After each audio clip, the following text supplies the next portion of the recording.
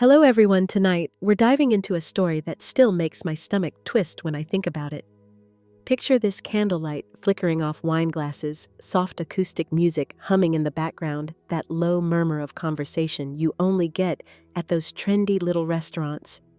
You know, the ones exposed brick walls servers who call you boss and menu items that sound like they belong in a chemistry lab.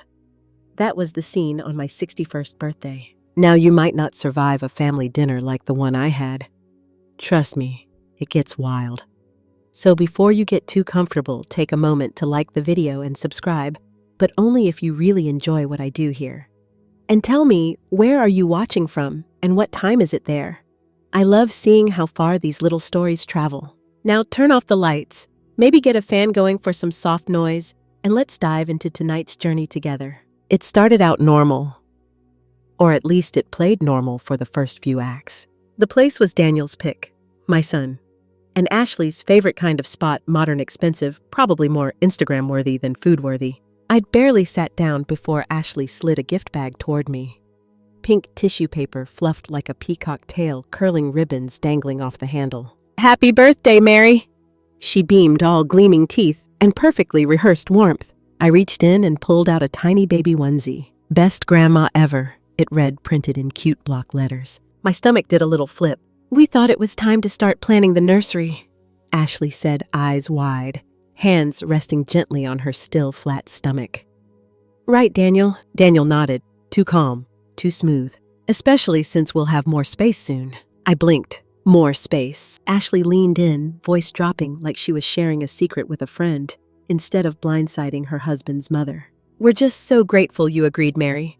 Honestly, not every mom would be this generous." The table fell quiet. I frowned, fingers still pinching the edge of the onesie. "Agreed to what?" Before I could ask, Daniel stood up, tapping his spoon against a wine glass, making that sharp, clear ring that gets attention fast. "Can I have everyone's attention for a sec?" He smiled broad, practiced the same smile he used to get out of trouble in high school. "Before we eat, make sure to like and subscribe. And please tell me, and others, what's one life lesson everyone should hear before it's too late? Share it in the comments below." The table chuckled. Daniel always had that YouTube host energy, even in real life. "Anyway," he continued, "tonight isn't just about my incredible mom's birthday. It's also about a big change for our family." Ashley pulled out her phone recording.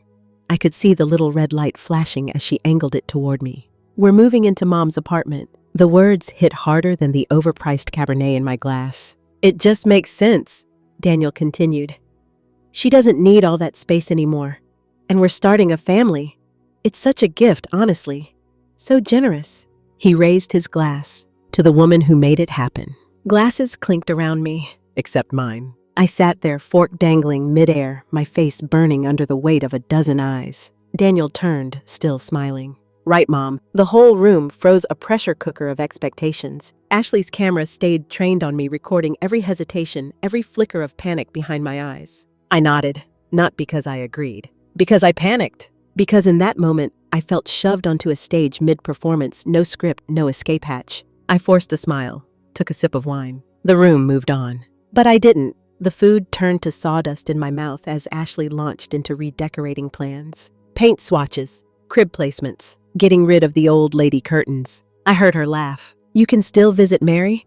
We'll let you keep your plants on the balcony if you want," Daniel chimed in. "We'll give you plenty of time to move. No pressure." The casual cruelty of it all made my head spin. They hadn't asked me. They'd decided, declared, announced it to my friends like my 30-year home, the one I bought with my late husband, the one I'd patched and painted and cried in was already theirs. I excused myself halfway through dessert. Daniel's eyes tracked me like I was being dramatic. Ashley offered to call a ride share. I declined. Instead, I walked 3 blocks in heels that hadn't seen daylight in years, until my toes blistered and my chest burned. It was the only way to make the thoughts stop screaming. By the time I got home, my apartment felt different. Not safe. Not mine. I locked the door, checked it, then checked it again. Their voices echoed in my head, Ashley laughing about my curtains, Daniel saying I didn't need the space. I looked at the bookshelf my husband built with his own hands. Suddenly, it looked like a relic, or maybe a warning. I sat at the kitchen table, hands flat against the surface, unable to move for almost an hour. When I finally did, I opened a drawer I hadn't touched in months. Old file folders, legal papers, the will, emergency contacts. The last time I looked through them was right after the funeral. And tucked inside, I found something I'd forgotten. A power of attorney form. Signed during a hospital stay when I had pneumonia. Daniel's name at the bottom. My stomach sank. I texted my lawyer. The reply came fast. If you didn't revoke it, yes, we need to talk. And that's when it hit me. Daniel wasn't asking. He wasn't hoping. He was executing a plan. And I had just been cast as the obstacle. I didn't sleep that night. Not a wink. I sat on the couch robe wrapped tight around me like some kind of fabric shield, just staring into the quiet apartment while the whole night replayed in my head. Daniel's smile, Ashley's camera, that onesie, the clinking of glasses that felt more like a closing door than a toast. It was like watching your own life happen to someone else and realizing you didn't get a vote. I kept hearing Ashley's voice in my head. We're so grateful you agreed. Except I hadn't. Not with words, not with a look. Not with anything but silence. And silence? Well, silence can be twisted into permission by people who know how to play the game. I finally pulled myself off the couch around sunrise and checked my phone. Ashley had already posted a video soft piano music slow panning shots of my living room captioned, "The beginning of our family's next chapter." I froze. There it was, my couch, my bookshelves, my window, with the lace curtains Daniel once teased me about. All online. All branded like it was their nursery to be. 37 comments already. So sweet of her to pass it down. She must be so proud. Proud. I scrolled until I couldn't breathe. At the same time, my email pinged. A message from Daniel, the subject line read, "Transition Plan." Inside was a neatly organized list of things they wanted, moved out by the end of the month, along with suggested dates for the handover, a link to a Pinterest board titled Neutral Nursery Aesthetic, and even photos of my bedroom stripped down to a crib and rocking chair. They weren't asking. They had decided. I hadn't even responded to the dinner yet. I called my lawyer before 9 a.m. The moment I mentioned Daniel's name on the old power of attorney, her tone shifted like a storm rolling in. "You need to come in. Today." I dressed like I was preparing for war, pressed slacks, crisp collared shirt, sensible shoes that made noise on hardwood. I gathered every folder, every old paper I could find, deeds, wills, insurance statements, anything with my name that could help. My lawyer flipped through them, lips pressed into a thin, unreadable line. "You never revoked this," she said, holding up the power of attorney form. "Technically, he has access to make decisions on your behalf, if you're deemed medically unable." "But I'm not," I protested, pulse racing. "Correct. But..." She adjusted her glasses, eyes steady. "If he convinces a doctor you're showing signs of memory decline or confusion, even just on a form, he could challenge your ability to manage your own assets." The room tilted. "It happens more than you'd think," she added, softer now. "Especially in family property disputes." My stomach sank. She leaned forward, her voice calm, but sharp enough to cut glass. "We need to revoke this now. And from this moment on, you need to be careful what you say, what you sign, even what you casually agree to in text." I nodded, throat tight. When I got home that afternoon, my key jammed in the front gate for a second. My heart nearly stopped. For one terrifying moment, I thought they'd changed the locks. Turned out it was just stiff with the cold. But it rattled me enough to double-check every window and door. I didn't cook dinner. Didn't clean. I sat at the kitchen table and made a list. Everything I had paid for in Daniel's adult life. The college tuition I helped cover when he lost his scholarship. The wedding. The flowers, half the catering bill. The emergency loan for their supposed IVF treatments 2 years ago. I paused at that one. IVF? They'd never tried. They just said the word baby and watched me melt like butter on a hot stove. And now, this. I stood, walked to my bedroom closet, and pulled down the old photo albums. Daniel in his Little League uniform, Ashley at their engagement party, all perfect teeth and practiced charm. Me and my late husband smiling in this very apartment, the home we built together. Cried and repaired. After the pipe burst, laughed in over burnt toast and late-night movies. I closed the album, pulled out my phone, texted Daniel one sentence. "We need to talk," and not through announcements or Pinterest boards. 4 hours later, a reply pinged through. A single thumbs-up emoji. That was the moment I knew. I wasn't his mother anymore. I was his obstacle. A locked door. A name on a deed. something he needed to move out of the way, and he wasn't planning to ask again. 3 days after the dinner, a manila envelope slid under my apartment door while I was in the shower. No knock, no doorbell, just that faint scrape of paper against tile. I didn't notice it until I stepped out, water still dripping from my hair, nearly slipping on the envelope with my bare feet. Heart pounding, I scooped it up. My name typed neatly across the front. Inside was a document, formal, clinical, the kind of paper that carries weight, no matter how thin it feels in your hand. Preliminary transfer agreement, residential property. There it was, my name already typed in on the grantor line. Daniel and Ashley's names as grantees. The only blank space, my signature. Tucked behind it, a note written in Daniel's overly professional, detached tone. No rush. Just need this signed before Friday to move forward with bank approvals. Thanks again, Mom. Bank approvals. I felt the floor tilt under me. They weren't just planning. They were already leveraging my home. Before I'd even agreed to breathe on it, they'd decided to use it as currency. The walls of my apartment, the floor under my feet. The same one my husband and I danced on after we installed those wood planks ourselves, all reduced to a line item in their financial spreadsheet. I texted my lawyer immediately, snapping photos of the paperwork. She called me within minutes. Her voice was that same calm, no-nonsense tone I'd heard the other day. They're moving forward under the assumption this is already theirs, she said. If you sign that it's over, don't leave it on the counter. Don't even let them see it sitting around. Shred it. I rubbed my temples. They mailed it. Perfect, she replied. That means they're creating a paper trail to make it look like you're participating voluntarily. Do not respond. Do not engage in writing. That evening, I pulled out the filing cabinet again, determined to understand every scrap of paper tied to my name. It was tedious, dry, mind-numbing, honestly. But buried under insurance forms and old utility statements, I found it. A health directive packet from 2 years ago, the last time I'd been in the hospital with that chest infection. I remembered it now. Hooked up to an IV, bleary-eyed Daniel standing at my bedside, waving papers in front of me. Just sign these, Mom, he'd said. It's insurance stuff. I'll handle it. I hadn't read them. I'd scribbled my name just to get him off my back. And there, clear as day, was a limited financial proxy designation, giving Daniel temporary authority over my financial decisions in the event of incapacitation.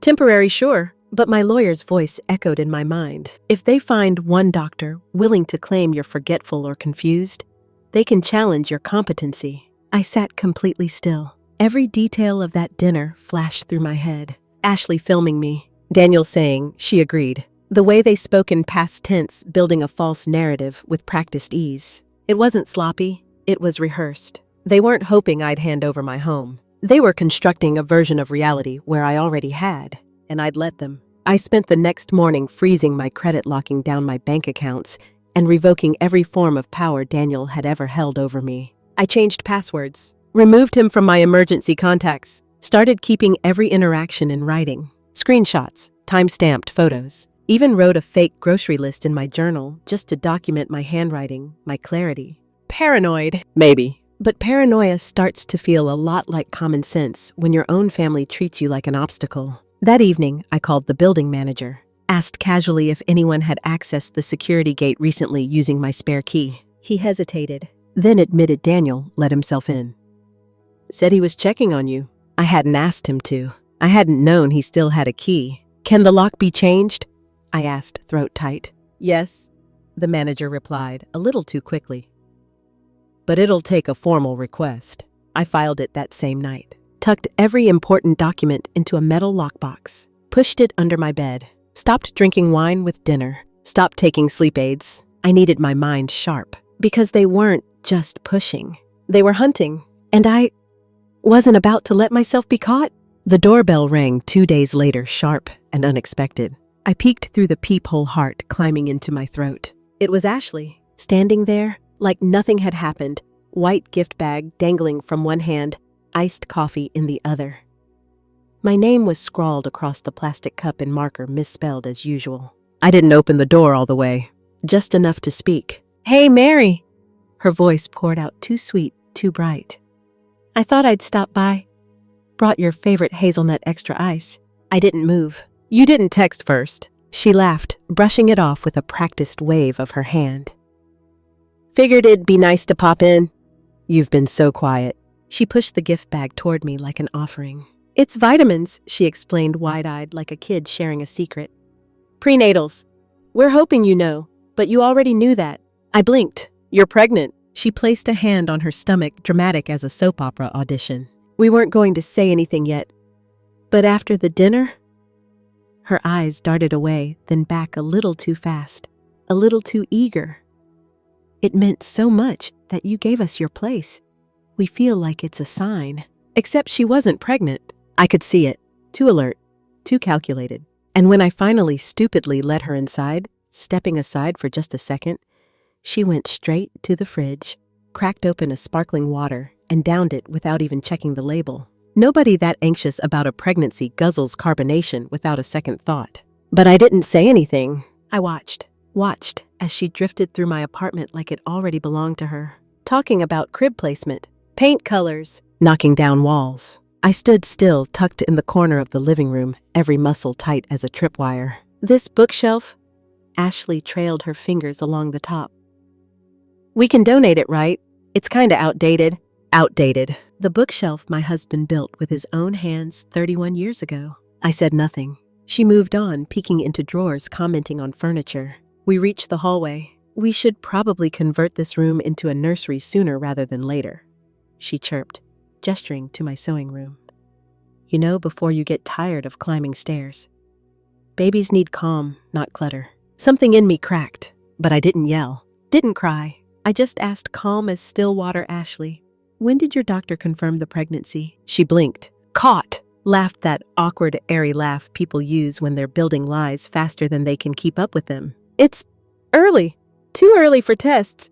I just know. So, no ultrasound? No blood work? I mean, we're going Monday. She shifted eyes, sliding away. Anyway, you'll be the first to know. Obviously. The word hit like a slap. She drifted back to the living room, scrolling on her phone purse flopped open on the kitchen counter. And that's when I saw it. A manila folder, half buried inside. While she was in the bathroom, I peeked. Inside were copies of my apartment floor plan labeled with furniture placements. A Zillow estimate of its current market value. They weren't moving in. They were staging it, flipping it in their heads, maybe even to someone else. I snapped photos, returned everything, sat on the couch before she came back out. You want to stay for dinner? I asked too calmly. She blinked, surprised, then smiled wide and gleaming. Sure, that'd be so nice. Should I call Daniel? No, just us. I served frozen pasta and stale wine. Let her get comfortable. Let her talk about color palettes and baby names and how I was so generous to let this happen. She left around 8, still smiling, still oblivious, unaware that while she babbled, I'd seen it all. I locked the door behind her, pushed my sewing machine in front of it. Not scared, focused. I opened my phone, scrolled through the photos, started a new folder. Proof. Because this wasn't family. This was fraud. And now, I had evidence. The next morning, I woke up before the sun cracked over the horizon. Didn't even need an alarm. My mind had already drawn the battle lines while I slept. I poured coffee, black strong, no sugar this time, and sat at the kitchen table, staring at the manila folder photos glowing on my phone screen. Floor plans, market estimates, notes scribbled in Ashley's handwriting about staging potential and maximizing nursery space. They weren't just planning for a baby. They were plotting a takeover. Quiet. Calculated. And I'd nearly let them walk right through the front door with welcome balloons. But not anymore. By 6:15 a.m., I was on the phone with Iris. We hadn't spoken in a while. Old friend, retired realtor. The type of woman who could spot a lie from 3 counties away and had an impressive talent for ignoring her ex-husband's texts. She picked up on the 3rd ring. Talk to me, she said. No hesitation, no small talk. I did. Laid it all out.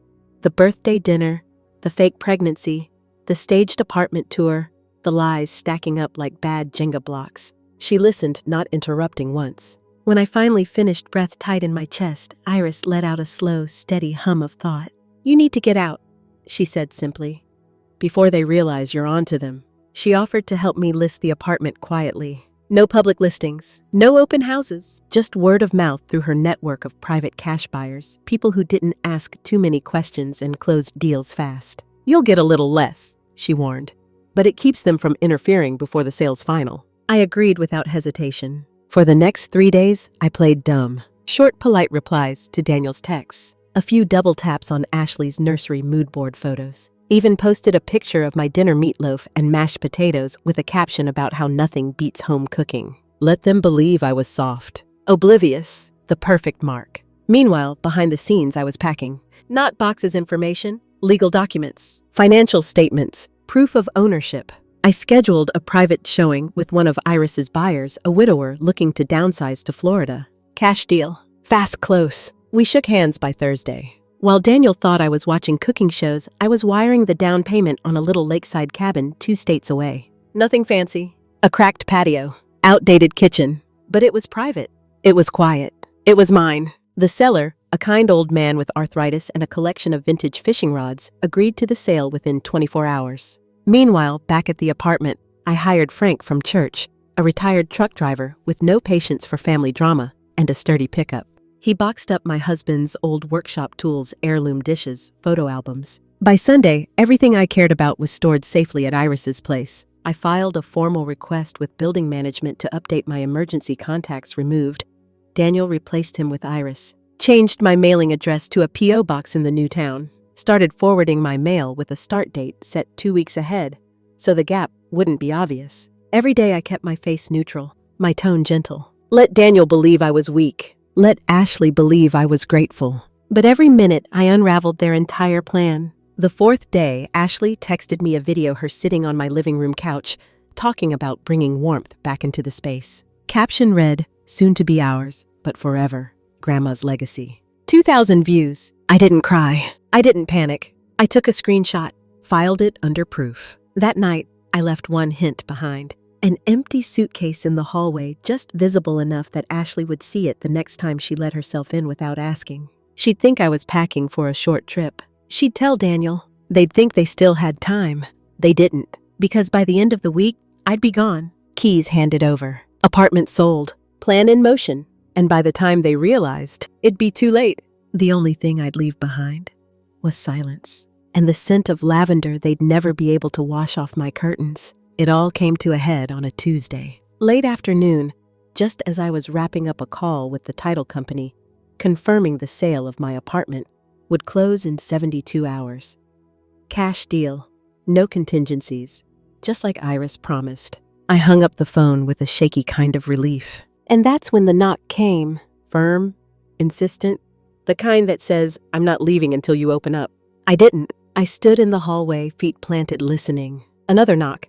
Heavier this time. Mom Daniel's voice called through the door. "Open up." My pulse spiked. I didn't move. I knew he'd brought his spare key. I also knew I'd had the locks changed 2 days ago, a little detail I'd conveniently forgotten to share. I heard the key turn. Or try to. It failed. Jiggled once, twice, then nothing but silence. For a second, I imagined him out there confused pacing, realizing control was slipping through his fingers. Then came the knock again, and his voice lower, sharper. "We need to talk." I stayed quiet, leaning my back against the wall, arms folded. "We found out about the realtor," he continued, tone souring. "Iris called someone we know. You're selling the place." His voice cracked on the last word. "You're serious? You're really doing this?" The apartment was so quiet, I could hear my heartbeat in my ears. "You're sabotaging your own family," he added, voice tight. "Do you understand that?" More silence, then softer. "More dangerous. If you don't open this door and talk like an adult, I swear to God I'll do what I have to do. Legally." I waited. Eventually, the footsteps faded. But he left something behind. An envelope, wedged under the doorframe, almost identical to the one I'd gotten days earlier.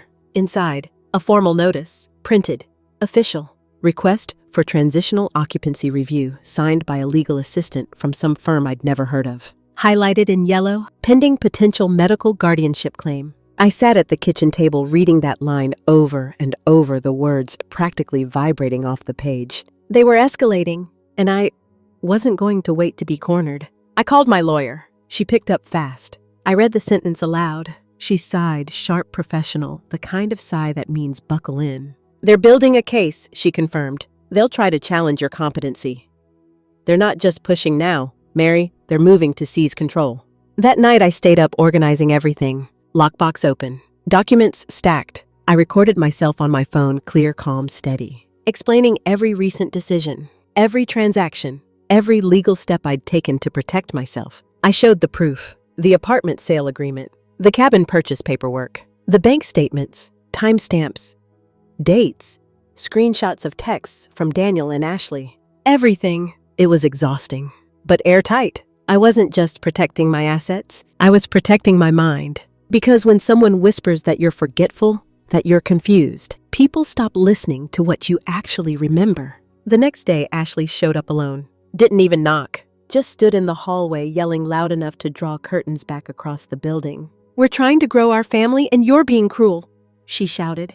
"You promised us a home." Neighbors peeked through blinds. She pulled out her phone, the little red light blinking. She was filming. I opened the door just enough for the camera to see my face, but not enough for my words to carry. I spoke one word: leave. Her video caught that. Just that. Her crying.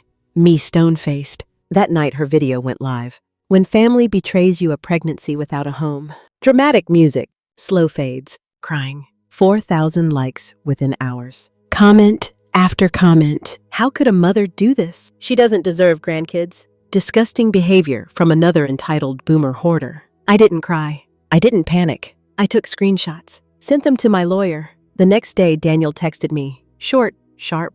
"If you want to avoid court, sign the attached, and we'll forget all this." It was a PDF. Transfer of deed agreement. Ashley had signed it. Daniel had signed it. My line blank. I forwarded it to my lawyer. Didn't open it. Then I texted Daniel for the first time in days. "You'll be served within the week. Do not contact me again." Then I turned off my phone. I had my bags packed. "Keys ready?" Note left behind for the buyers. "Everything here is yours now, except the silence I'm taking with me." At 4:35 a.m. the next morning, I left. The street still asleep, sky barely pale with dawn. I didn't look back. I didn't need to. By the time they woke up, the keys would belong to someone else. And me? I'd already be gone. Iris met me 2 towns over with 2 things: a steaming travel mug of coffee, and that tight, knowing smile that only women of a certain age seem to master. The kind that says, "You did what you had to do, and I'm not here to judge." We didn't linger. Just loaded my bags into her car, double-checked that my phone was still set to Do Not Disturb, and drove. The cabin was 4 hours away, tucked near a lake surrounded by trees, far from apartment buildings, city noise, or prying eyes. It wasn't perfect. The driveway cracked in a few spots, the shutters could use fresh paint, and the porch light flickered like it was haunted, but it was quiet. Private. Mine! The seller, a widower named George with shaky hands and a better memory than most 20-year-olds, handed me the keys with a gentle, "Take care of it." I promised I would. I didn't unpack right away. I just stood in the empty kitchen breathing for what felt like the first time in months. No Ashley redecorating in my head. No Daniel hovering with his fake concern. No staged baby announcements hanging over me like a net. Just quiet. 3 days later, when I finally powered my phone back on, the tidal wave of messages hit. 37 missed calls, 19 voicemails, over 60 texts, mostly Daniel. Some Ashley, a few numbers I didn't recognize. But it was the group texts that made my stomach twist. Cousins, old friends, even my own sister. Screenshots, Ashley's carefully edited video making its rounds. Daniel's dramatic group message painting me as the villain who abandoned her family when they needed her most. They doubled down on the baby lie, played the victims, and worse, people believed them. Comments from people I'd hosted for holidays, helped with bills, cried with after funerals, all turning into a chorus of thinly veiled judgment. Families should stick together. I hope you come to your senses. It was exhausting, infuriating, but not surprising. They weren't just rewriting the story. They were casting themselves as the heroes, the wounded. But then, tucked between all the noise, one message stopped me cold. Melissa, my niece, the one who never liked Ashley. "Aunt Mary, I don't buy any of this. You okay?" I stared at the screen for a long time before replying. "Yes, safe, done." Her response was instant, a single heart emoji. And then, "Call me if you ever need backup." You did the right thing. It wasn't much, but it was enough to remind me I wasn't crazy. Wasn't alone. The next day, my lawyer called to confirm. The apartment sale closed. Funds secure. Deed filed. Legally, it was no longer mine.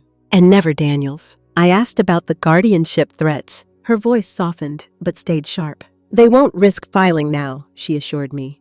"You've outmaneuvered them.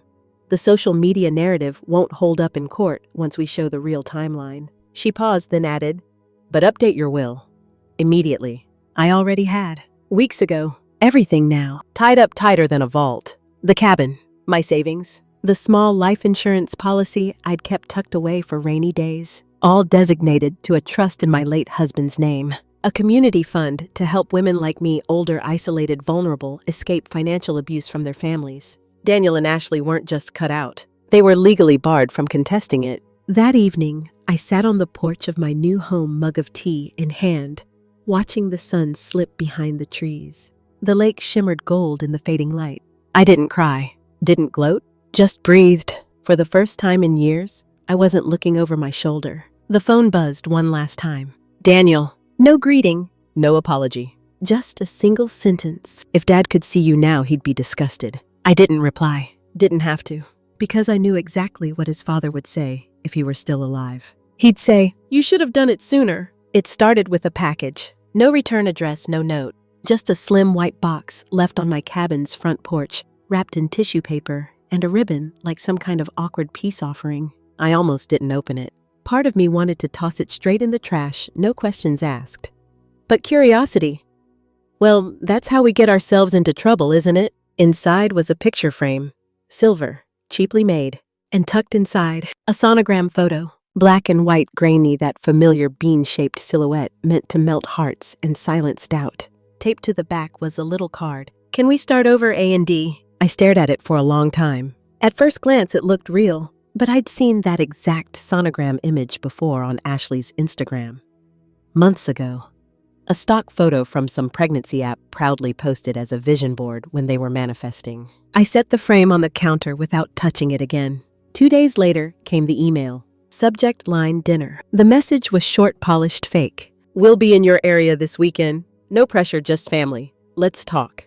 It wasn't subtle. It was a setup. I didn't respond, but I watched. Saturday evening headlights snaked down the gravel road as the sun bled orange and pink across the lake. A silver SUV rolled to a stop at the base of the path. They got out, Daniel in his old blazer. Ashley in heels, overdressed for the woods, clutching a bottle of wine, like it was some kind of olive branch. I didn't open the door. Didn't even turn on a light.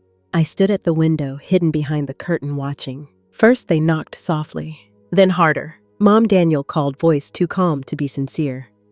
"We just want to talk. We drove all this way." I stayed still, fingers pressed against the windowsill. Ashley's voice floated up next, cracking with that familiar, practiced emotion. "You're shutting out your grandchild!"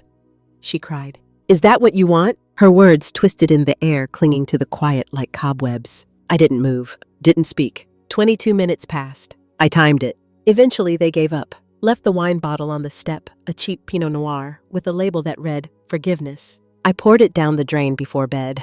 That night, Daniel sent one final message. "You win. Hope it was worth losing your family." It didn't sting like it used to. I simply screenshotted it, added it to my proof folder, deleted his number. For good. The next morning, my neighbor Claire stopped by with a basket of herbs and a smile that wasn't laced with ulterior motives. She was in her 60s, newly divorced, making a quiet life for herself with a backyard full of lavender and a soap-making business out of her garage. I told her about the sonogram, the staged visit. She didn't flinch. "People get bold when money's involved," she chuckled, snipping mint leaves into the basket. "But you didn't give them what they wanted. That makes you dangerous to them now." I nodded.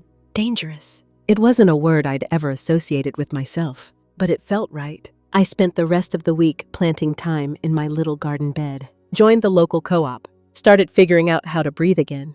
A few days later, another message buzzed onto my phone, a number I didn't recognize. I hesitated, but curiosity? Well, some lessons take longer to sink in. I hit play. It was Ashley. "Hi, Mary, it's me." Her voice was softer. Not the usual sugary performance, but thin, worn down. "I know things got messy. We're still hoping to keep a door open. For the baby. For the future. Please, just call." I didn't, because the only door that mattered was the one they could never walk through again. It wasn't a dramatic affair. No mahogany-paneled office. No gasps from shocked relatives. Just me, my lawyer Annette, a stack of paperwork, and 2 steaming cups of black coffee. We sat at her small conference table on a cloudy Thursday morning while she flipped through the final documents. Each page sealed what I'd known in my gut for months. Now Daniel and Ashley were officially cut out. No fallback clauses, no gentle reconsiderations, no loopholes they could slither through. Just a clean legal severing. My assets from my savings to this tiny lakeside cabin now belonged to a community endowment I created in my husband's name. The Quiet Exit Fund, dedicated to supporting older women escaping financial or emotional abuse from their own families. Annette passed me a pen. "It's done after this," she said. "If they challenge it, they'll lose. You've got an unbreakable paper trail." I signed. A slow, steady signature that shook only slightly from relief, not regret. 2 days later, Melissa called. Her voice held that hushed, conspiratorial tone I'd come to appreciate. "I think Daniel knows," she said. "He's been posting those vague, passive-aggressive quote images again." I could hear the eye roll through the phone. Betrayal always comes from the ones closest to you. That kind of stuff. And Ashley changed her bio to chosen family only. I barked out a laugh, short, sharp. "Let them quote," I said. "They lost the right to my name when they tried to steal it." A week after that, I got the letter from the charity board. The Quiet Exit Fund was live. My first deposit secured. My name tucked onto the list of founding donors, quiet, simple, final. I reread the paperwork twice before tucking it into the kitchen drawer beside my tea bags. That night, I opened a bottle of sparkling water and sat on the porch watching the breeze ripple across the lake. It wasn't warm yet. Spring still clung to the edges of winter. But it felt good, solid, clean. My phone buzzed again later that evening. A message from Daniel's old college roommate of all people. "Saw what they did. You were right to cut them off. Wish my mom had done the same before my sister drained her dry." I stared at the message for a moment, then replied simply, "Thank you."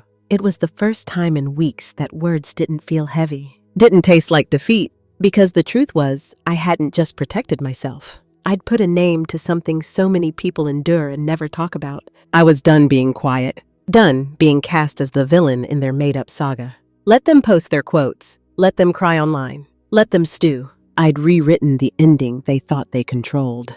And I hadn't given them a fight. I'd given them silence, and silence, I was learning, was louder than any screaming match they could have dreamed up. 6 months slipped by like rain rolling down a window pane. Quiet, steady, soothing in a way I forgot life could be. The cabin became home faster than I expected. The leaky faucet in the kitchen, the creaky third stair on the porch, the ancient mailbox that groaned every time I opened it.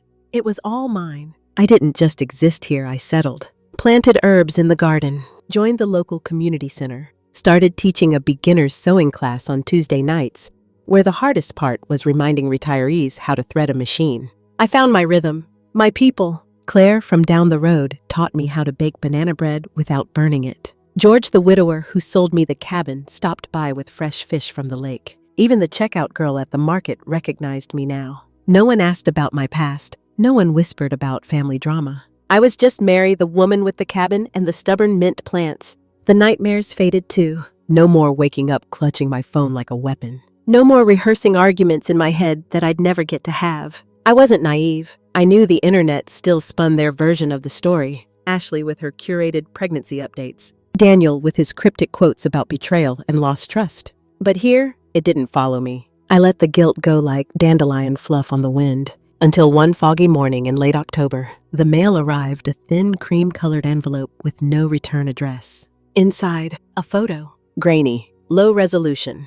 A newborn swaddled in pink, chubby cheeks, tiny fists curled by her face. On the back, scrawled in Daniel's messy, familiar handwriting. "We named her Emily.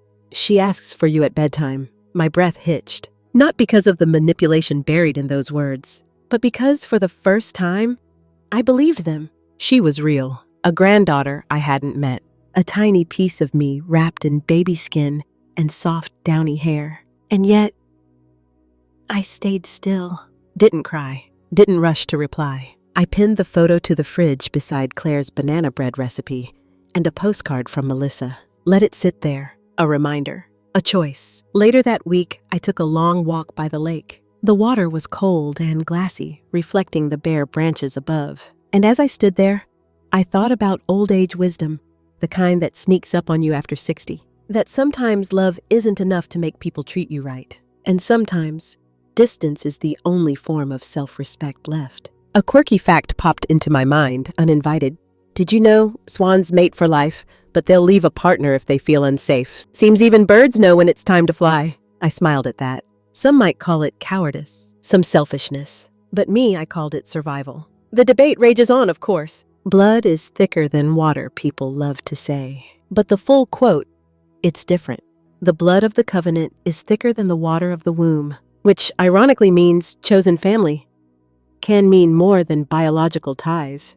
I chose me. I chose peace. And no matter how many photos they mailed, no matter how many bedtime stories they rewrote, that wasn't changing. Winter came quietly to the lake. The kind of slow, creeping winter that didn't roar in like a storm, but whispered its way through the trees. First, the leaves crisped and fell. Then the air turned sharp enough to pinch your cheeks if you weren't bundled properly.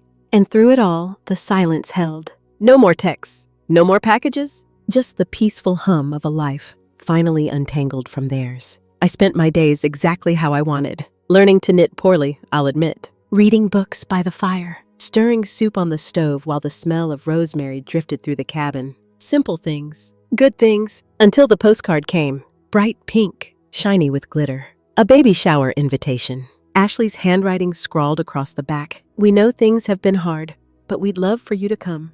For Emily. There was a phone number listed. I didn't recognize it. New, probably. I held the card in my hand for a long time. Felt the weight of it, though, truthfully, it weighed nothing. I turned it over once, twice, then pinned it beside the photo of Emily on my fridge. A silent gallery of reminders. The next day, I called Melissa. Told her about the invitation. She sighed so hard it rattled through the phone. They're still at it, she asked, frustration dripping from every word. Apparently, there was a pause. You thinking of going? I shook my head, though she couldn't see it. No, but they're getting desperate. Melissa hummed. Good. Desperate people make sloppy mistakes. She wasn't wrong.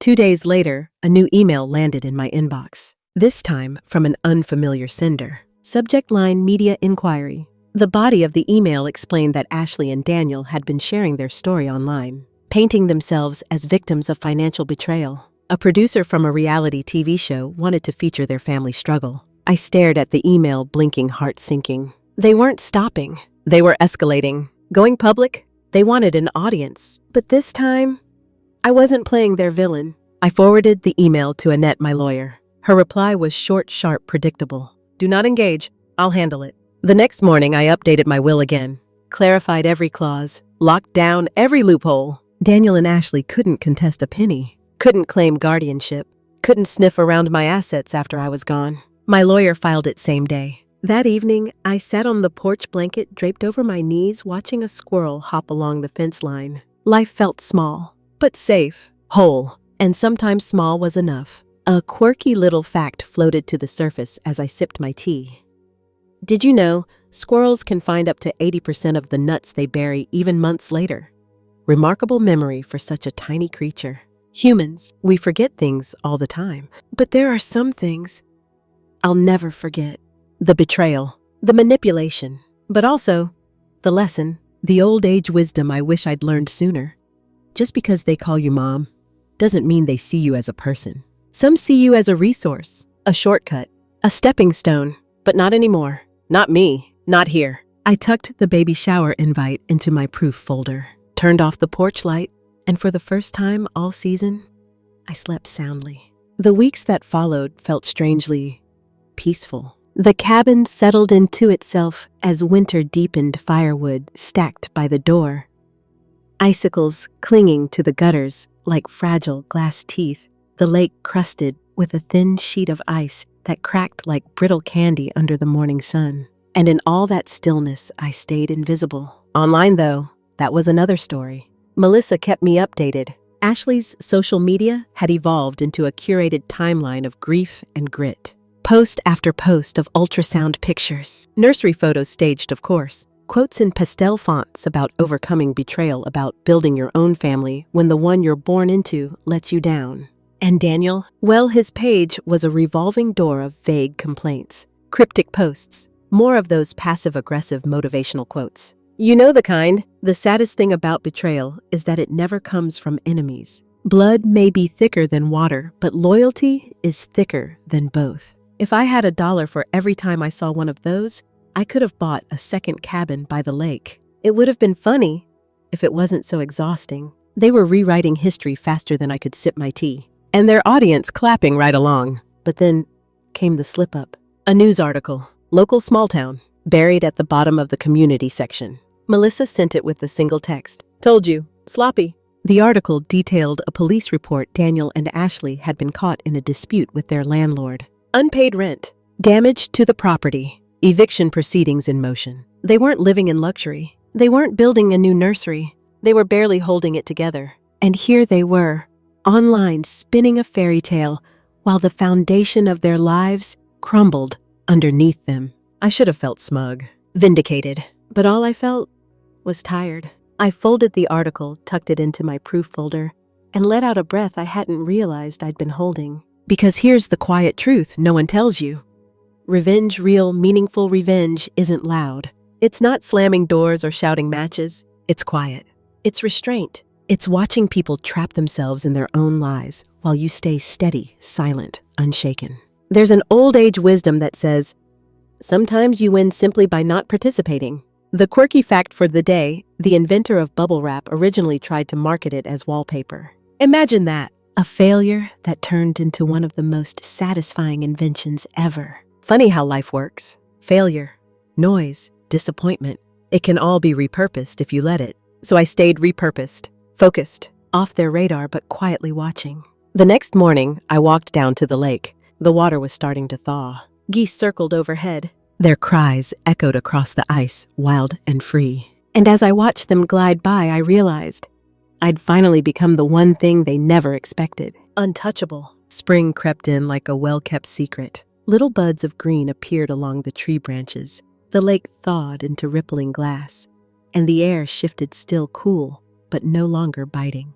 I spent my mornings in the garden afternoons, at the community center evenings reading by the fire, or playing cards with Claire. Life was simple, and for the first time in what felt like forever simple, felt safe. Until the knock came. Not at my door at the community center during Tuesday's sewing class. I was showing Joan how to thread the bobbin when the front desk attendant peeked her head and eyes wide. Mary, someone's here for you. My heart sank like a stone into my shoes. I wiped my hands on my apron and stepped into the lobby. And there they were. Daniel, Ashley, and Emily. I froze. They looked rough. Daniel's hair unkempt circles under his eyes. Ashley thinner makeup smudged, holding Emily real this time round.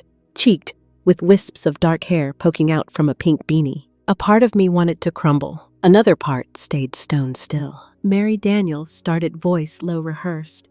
We didn't know where else to go. Ashley's eyes shimmered with tears, but they stayed dry. We're not here to fight, she added quickly. We lost our place. We've got nowhere. Her voice cracked just enough to sound believable. We thought maybe you could help. The whole room pulsed with silent tension. Behind me, I felt the weight of curious eyes from the sewing group. I kept my voice calm, steady. I'm sorry to hear that, I said simply, but I can't help you. Daniel's jaw clenched. Mom, please, this is your granddaughter. Your child, I corrected. Your responsibility. Ashley's face faltered. We made mistakes. You made choices, I cut in. Old age wisdom floated to the surface. You can't plant poison and expect roses. I'm not angry, I continued, but I'm done. Daniel's expression twisted. Ashley clutched Emily tighter, but they didn't argue, didn't raise their voices, because they saw it now, the quiet resolve in my eyes, the part of me they couldn't manipulate. You really mean that? Daniel whispered. I nodded. Take care of your child, I said, and don't come back. I turned, walked back into the sewing room, left them standing there. The whisper swirled, of course, but I didn't owe anyone an explanation. Later that night, I sat on my porch, the lake stretching silent and wide before me. I thought of Emily, of how sometimes love isn't enough to keep people in your life. Sometimes love means staying gone. A quirky fact drifted into my head. Did you know octopuses can detach a limb to escape predators? It grows back. Sometimes severing something toxic isn't loss, it's survival. The public debate. Oh, it raged online. Melissa sent me screenshots. Ashley crying in car videos. Daniel with his wounded posts. But their audience? It was shrinking. their lies unraveling. Turns out, when you push long enough, people eventually see the frayed edges. I stayed silent, stayed gone, and let them fall apart without me. The summer that followed tasted like freedom. Warm lake breezes, long evenings with iced tea sweating on the porch railing. And for the first time in years, I wasn't looking over my shoulder or flinching at every unknown number on my phone. The drama. It fizzled out like an old birthday candle. Ashley's online sob stories lost traction. Daniel's cryptic quotes stopped altogether. Melissa confirmed it. They ran out of sympathy clicks, she said, voice laced with quiet satisfaction. Turns out people eventually notice when the math doesn't add up. There were rumors, though, whispers that they were living with a distant cousin, that they'd sold their car, that Daniel had picked up work under the table somewhere. But I didn't chase those stories. Didn't need to. My life wasn't a spectator sport anymore. It was mine. I filled my days with things they couldn't touch. Garden club, book swaps at the local library, learning badly how to fish with George, who spent more time laughing at me than actually catching anything. I even took a watercolor class. Turns out I'm terrible at clouds. But sunsets, not bad. One evening, as the sky melted into orange and lavender, I realized something small but mighty. I wasn't just surviving. I was living. A quirky fact drifted in. Apparently, sea turtles return to the exact beach they were born on to lay their eggs. Instinct, memory, home. Funny how we crave the familiar even after everything changes. For me, the cabin wasn't my birthplace, but it was my restart. And that counted for something. The old age wisdom settled in quietly. Sometimes the most radical act of healing is building a life they never expected you to have. I never saw Daniel or Ashley again in person. They faded like the last echo of a bad song stuck in your head. And Emily, I thought about her, wished her well. But I didn't chase that connection, because love without respect isn't family, it's a leash. And I'd cut mine clean. The public debate, it had simmered down. People moved on. So did I. With every sunrise over the lake, I stitched a new piece of myself back together. Quiet, whole, untouchable. It was early autumn when the final thread came loose. The air had that crisp bite to it, the kind that sneaks into your jacket collar and reminds you that change isn't always gentle, but it always comes. I was pulling weeds from the garden bed when my phone buzzed on the porch railing. An unknown number. I almost ignored it. Almost. But instinct? Well, she's a persistent old friend. I answered. A pause. Then Melissa's voice, tight but steady. Aunt Mary, you should know. They're gone. I straightened. Gone. Out of state. Vanished overnight. No one knows where. I let the word settle. Gone. Not defeated. Not punished. Just absent. And for the first time, it didn't feel like escape. It felt like peace. They'd moved on. Or run away. Either way, it wasn't my problem anymore. Later that evening, I walked down to the lake. The water was calm, a silver mirror stretching to the horizon. I skipped a stone across the surface, watched it hop once, twice, then sink. That sinking feeling, the one they'd planted in me for months, maybe years, it didn't hold weight anymore. I thought of Emily, of the granddaughter I'd never meet. And you know what? That sadness, it still stirred sometimes. But it didn't break me. Because here's the thing. Most folks won't tell you about betrayal. It feels like the end, but it's often the beginning. An unexpected doorway. A sharp-edged freedom. There's an old-age truth I live by now. Sometimes walking away isn't weakness. It's self-respect. A quirky fact floated into my head. The monarch butterfly migrates thousands of miles, generation after generation, even though most never make the full journey themselves. Still, they go. Still, they fly. That's what I did. That's what I'll keep doing. Flying forward, without apology, without permission. And as for Daniel and Ashley, let them rewrite their stories. Let them chase ghosts and sympathy clicks. Me, I rewrote mine. Quiet, steady, mine. The cabin hums with silence, now the kind that isn't heavy or hollow, but steady, comforting. It moves through the walls with the gentle creak of wood settling through the floorboards beneath my feet, through the faint rustle of wind sneaking under the doorframe. Some nights, I sit on the porch blanket draped across my knees, tea cooling in my hands, and I let it wash over me. The quiet, the peace, the knowing. They say time heals all wounds, but I've learned time isn't magic. It's patience. It's boundaries. It's the audacity to walk away even when people call you cruel for it. The waves lap against the shore, soft and steady. The stars scatter themselves across the ink-black sky. And I finally understand. The silence they once used to corner me, I reclaimed it, made it mine. It's not loneliness. It's safety. It's freedom. It's proof that sometimes when they say there's no space for you here, the real answer is simple. You never needed their space to begin with. You were always enough, whole, capable, deserving, exactly as you are, exactly where you are. And now I'll rest. The cabin is quiet, and so am I.